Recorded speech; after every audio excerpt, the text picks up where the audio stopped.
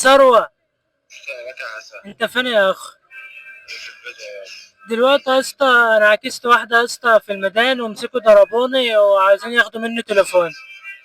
ماشي بص انا مش ناقص اشتغل، لا انا لسه جنب الشغل اللي فيها مكفيه. بالله عليك يا اسطى سعيد. طب انت مين اللي ضربوك كده؟ ها؟ انت مين اللي ضربوك؟ وعايزين يسلموني للحكومة. هم مين؟ الناس اللي ضربوني عايزين يسلموني للحكومة، اصل عكست واحدة. هم واقفين قدامك دلوقتي؟ اه. طب اديني واحد منهم كده. اديك واحد منهم. مم. ماشي خد واحد منهم اهو. طب دلوقتي هو احنا مسكناه وهو بيعاكس واحدة في الشارع، تمام، وهي بتقول مش أول مرة يعاكسني واحنا طلبنا له الحكومة وهتيجي تاخده دلوقتي.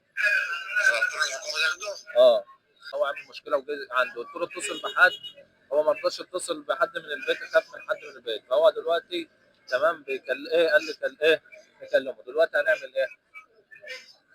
خلعه. ايه؟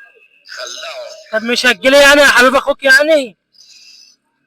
حسن وحياة امك ما ناقص اشتغلها. بالله عليك ما انتش جاي لي يعني؟ والمصحف انا جاي من الشغل ما اتحرك. يعني ايه ده؟ هو الصاحب الصح، هو الصاحب اللي كده، هو الصاحب اللي كده. يعني ارن على احمد فرج يعني يجي؟